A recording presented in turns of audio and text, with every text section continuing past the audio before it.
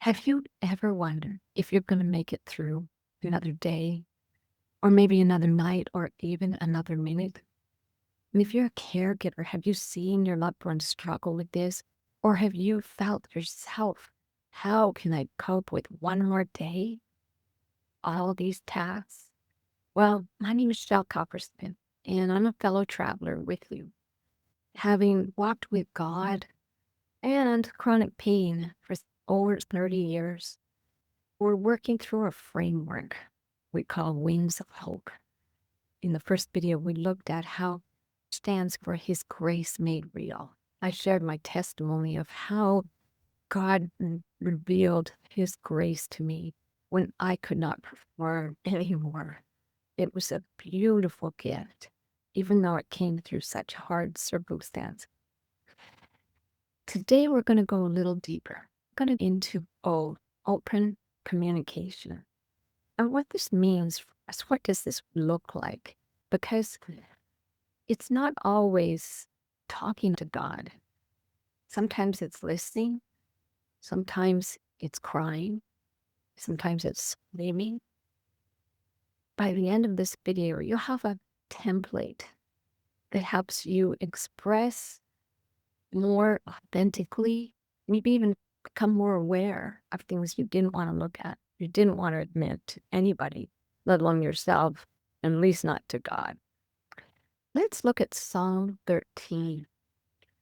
First few verses. Oh, Lord, how long will you forget me? How long will you hide your face from me? How long will I wrestle with my thoughts day after day and sorrow in my heart? Those are the first two verses of Psalm 13. There are more Psalms that are cries out to God, wondering where God is, where's the justice. They're called Psalms of Lament. That's what it's like. We're lamenting at our current situation.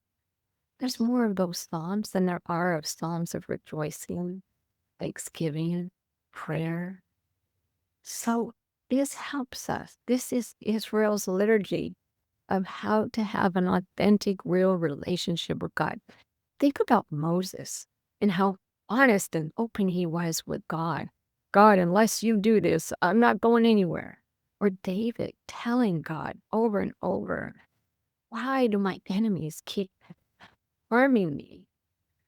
But for me, I needed more than David's words or Moses's words. I needed to find what my words were. I didn't want to admit that I was angry. Anger is not always a legitimate emotion for believers. We're taught to smile, give all our cares for God. That's all true. But we have parts of us that need to express our pain. I was doing 100 things trying to get well. I was asking all the time, Lord, heal me, show me, what am I doing wrong? And then the Lord helped me express that to Him. And the more I got to express that to Him, the more I could get a little further into that, saying, Lord, if you're not going to show me what I'm doing wrong, what are you showing me? You see, the open communication dialogue helped me get my thoughts out. They were stuck in me. I was focusing on trying to make everything work instead of focusing on a real relationship with Him. Our questions about our current fears, our highs, our lows, we need to count those. I learned this in my relationship with my husband. I didn't want to always talk about my pain. He was going through a really stressful time himself. I tried to keep everything light and positive. But as time went on, I felt a little disconnected from him.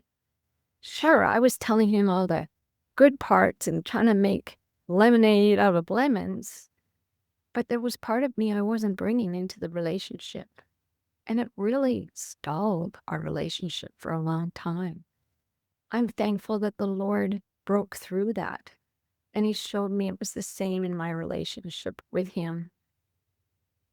There's a template in the Psalms. Always starts with addressing God. You are my God. We need to address who we're talking with. And then we're honest about what we're facing. We're honest about the circumstances. We're honest about our emotions. Sometimes we might need to use a little chart. I have what's called a feeling wheel. I often need to look at it because I'm not always sure of the emotions I have. I don't have the names for them all. Sometimes looking at something exterior helps me find that emotion. And then the templates in the psalm goes on and also recount what God has done for us. It helps us recount our salvation, the care he has, giving us a place to live. People, even though they might not be people we always like. Then he goes into a choice point. When we have open dialogue, we're always faced with a choice. Okay, now that I've told you what I'm feeling and I've become more aware of it, I've also recounted who you've been for me, Lord. I get a choice. Am I going to choose to keep sticking with you, keep talking with you? Or am I going to shut down and isolate? We get a choice.